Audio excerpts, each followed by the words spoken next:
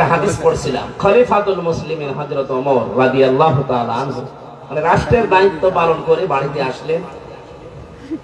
ঘরে উঠবেন, দেখেন বারান্দায় একটা লাশ, তার ছোট্ট মানুষ 12 টুকরা করে রেখেছে।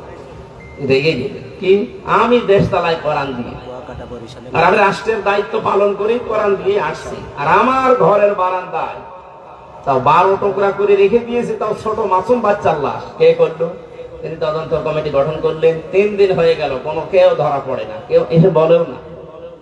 তার খাওয়া দাওয়ার চিন্তা বন্ধ হয়ে গেছে, খাওয়া দাওয়াই বন্ধ হয়ে গেছে। চিন্তা করলেন আমি কোরআন দিয়ে দেশ চালাচ্ছি, আর আমার দেশে একটা অবৈধ হত্যা হয়ে গেল, আমি কোনো কুল কিনারা করতে পারলাম না। এরকম শাসক যদি আজ 53 বছরের ভেতরে পেতাম, বাংলাদেশে বিনা কারণে কেউ হত্যা হতো না। একজন মারা গেছে তাই তার খাওয়া দাওয়া বন্ধ হয়ে যায়। আর শাপলা চত্বরে যেভাবে মানুষ মেরেছে, বিডিআর যেভাবে হত্যা করেছে, 2024 সালে যেভাবে পুলিশের ভ্যান থেকে তাজা মানুষকে ফেলে দিয়ে পিষে মেরেছে, কত মানুষকে আগুন লাগিয়েছে আশুলিয়ায় দেখেননি? এখনো পর্যন্ত এই লাশগুলো চোখের সামনে ভাসে। এমনিতে মাটি দিতে পারতেন, আপনি আবার আগুন ধরিয়ে দিলেন। আপনি মানুষ। এই দেশে এই স্বৈরাচারীকে যদি নিষিদ্ধ করতে হয় কিচ্ছু লাগবে না, শুধু আশুলিয়ার এই লাশগুলো যথেষ্ট। এত নিচে নামতে পারে ক্ষমতার জন্য। হযরত ওমর 3 দিনের ভেতরে চিন্তা করে করে তার মাথা খারাপ হয়ে গেছে, আমি এখন কি করি। হঠাৎ দেখলেন এক মহিলা যুবতী তার বাবাকে সহ রাজ দরবারে হাজির। ডাক দিয়ে বলে, খলিফাতুল মুসলিমিন, যে লাশের চিন্তা আপনার ঘুম আসে না, ওই ছেলেটা আমার নিজের। আমি ওকে টুকরা টুকরা করেছি, 12 টুকরা করে আপনার বারান্দায় রেখে গেছি। হযরত ওমর বলে, মেয়ে কি বলো, মাথা ঠিক আছে তোমার? বলে, হ্যাঁ, এই যে আমার বাবা সাক্ষী আছে। আমার বাবাকে আমি সাথে করে নিয়ে এসেছি, আমার নিজের জন্ম দেওয়া সন্তান, এটা ওকে আমি 12 টুকরা করেছি নিজের হাতে। কোথায় ফেলবো? আপনার বাড়ির বারান্দায় রেখে গেছি। হযরত ওমর বললেন, বলো, এই কথা যদি ঠিক থাকে তোমার শাস্তি কি কোরআন দিয়ে তুমি জানো? মেয়েটি বলে, হ্যাঁ, আমি কোরআনের হাফেজা, আমি জানি। আপনি রেডি করেন, আপনি কি শাস্তি দিতে পারেন কোরআন দিয়ে? মানুষ হত্যা করার যে শাস্তি হযরত ওমর আরম্ভ করবেন। হঠাৎ করে 4 জন যুবক রাজ দরবারে এসে বলে, খলিফাতুল মুসলিমিন, বিচারটা একটু লেট করেন। যেই কারণে আপনি এই মেয়েটাকে শাস্তি দিতে চান হত্যার, মেয়েটার কোনো দোষ নেই, দোষ আমাদের 4 জনের।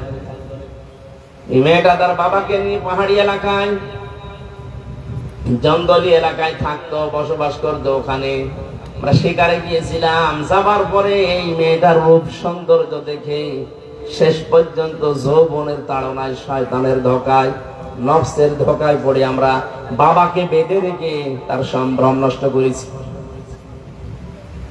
এরপরে সে গর্ভবতী, এই কারণে সন্তান, এটার কারণে আপনি এই মনে করছিলেন শাস্তি যদি দিতে হয় আমাদের দেন।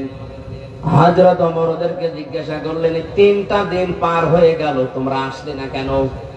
আগে থেকে যদি আসতে তাহলে আমার খাওয়া দাওয়া বন্ধ হয় না, আগেই বিচার করে দিতাম। ছেলেগুলো বলে, খলিফা, আমি আসি নাই, আমরা এই জন্য মনে করেছিলাম যা করলাম কেউ সাক্ষী তো নেই, ধরা যদি না পড়ি বেঁচে যাব। কিন্তু কোরআনে কারিম আমাদেরকে বাঁচতে দিল না।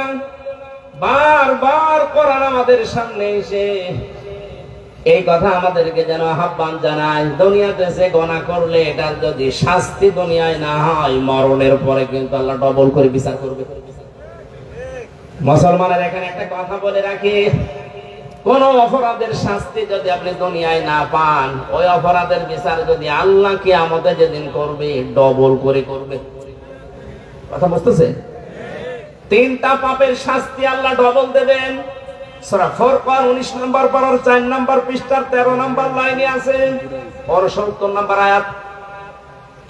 والذين لا يدعون مع الله إلها آخر ولا يقتلون النفس التي حرم الله إلا بالحق ولا يزنون إلى آخر الآية। এই দুনিয়াতে আল্লাহকে ডাকে, তার পাশাপাশি যারা অন্যকে ডাকে তাদের শাস্তি হবে মরণের পরে ডবল। আল্লাযীনা লা ইয়াদউনা মা'আল্লাহি ইলাহান আখার। এই যে মা মানে সঙ্গে, সাথে, আল্লাহকে ডাকে কিন্তু তার সাথে অন্য কাউকে ডাকে।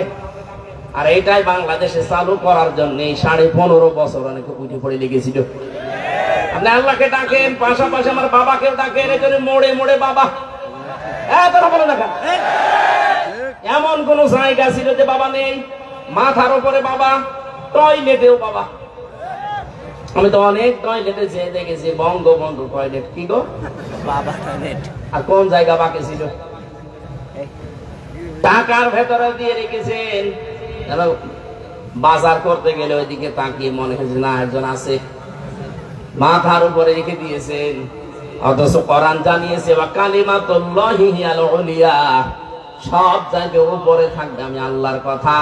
এখন ডক্টর মোহাম্মদ ইউনূসের মাথার উপরে যেটা লেখা লা ইলাহা ইল্লাল্লাহু মুহাম্মাদুর রাসূলুল্লাহ, আমরা এটাই চাই সাল্লাল্লাহু আলাইহি। এই কথা বলেন, সব জায়গায় উপরে থাকবে কার কথা? আল্লাহকে ডাকার পাশাপাশি যারা অন্য কাউকে ডাকার সিস্টেম করে দিয়েছিলেন তাদের শাস্তি ডবল হবে। আল্লাহ মনে হয় এটা সহ্য করে নাই, এই জন্য বিকাল 5টা বাজতে বাজতে সারা দেশ থেকে আল্লাহর বিপক্ষে যারা তাদের সব নষ্ট করে দিয়েছে। আমার কুষ্টিয়াটা একটু শক্ত ছিল, ওটা ভাঙতে একটু দেরি হয়েছে। এত শক্ত পাথর সারা দেশের টাকা পয়সা খরচ করে করে আমার মনে হয় এগুলো বানিয়েছিল। অন্যান্য জেলার তুলনায় আমার কুষ্টিয়াতে যেহেতু আল্লাহর ওলি 2 জন আছে, হানিফ আর ইনুক, এই 2 জন মিলে বানিয়েছে। এত মহব্বত আপনার, আল্লাহর রাগ ও মানুষের অন্তরে তাদের প্রতি এত বেশি দিয়েছে। একজনকে দেখলাম আদালতে কেউ লাথি দিচ্ছে, পচা ডিম দিচ্ছে, আর একজনের বাড়ির ইট খুলে নিয়ে চলে যাচ্ছে। আজকে আমরা পরিষ্কার আল্লাহর সাথে অন্য কাউকে ডাকবো না, সে মরা বাবা হোক আর জিন্দা বাবা হোক। কথা বলেন না কেন? বিভিন্ন মাজারে এই সিস্টেম গুলো চলতো। আল্লাহর পাশাপাশি ইয়ালি বাবা, শাদি বাবা, দয়াল বাবা, ল্যাংটা বাবা, এই জন্যই তো মাজার ভাঙা আরম্ভ হয়েছে। একেবারে শিরকের প্রকাশ্য কারখানা এটা। আল্লাহকেও ডাকে, আল্লাহর পাশাপাশি বীরকেও সেজদা দিচ্ছে, এটা আল্লাহর সাথে শিরিক। লা তাত্তাখিযুল কুবুর মাসাজিদা, কবরকে সেজদার জায়গা বানিও না। ওরা সরাসরি যে সেজদা দিত লালনের মাজারে, এই কথা হবে। আর প্রকাশ্য কাজা তো আছে। অধিকাংশ মাজারে আমরা দেখেছি জেনার কারখানা। এই জন্য হাক্কানি আলেম এই দেশে যারা আছে বলেছে মাজার গুড়িয়ে দাও, ভেঙে ফেলো। কোন কারণে মাজার বানাতে হবে? হযরত ওসমানের মতো মানুষ, জান্নাতের সার্টিফিকেট পাওয়া মানুষ দুনিয়ায়, সেই লোকটা পড়ে আছে জান্নাতুল বাকিতে, কিচ্ছু নেই, পাথর দেওয়া মাত্র। আর দেশের গরু ছাগল মরে যায়, তার কবর 3 তালা হয়। কথা বলছেন বললাম, কোরআনের পাখি বিশ্বনন্দিত মুফাসসির, আপনি তো তার চাইতে কোরআনের খেদমত বেশি করেননি। সেই লোকটা পড়ে আছে, মাত্র মাথার কাছে একটা পাথর দেওয়া দেখলাম। আর কোন গরু ছাগল কোথায় মরে, ঈমান আছে কি নেই তাও নেই, সারা জীবনে পোশাক করেও পানি নেয়নি। 14 তালা বানিয়ে রেখেছে কবর। সবগুলো মাটির সাথে মিশিয়ে দেওয়া দরকার।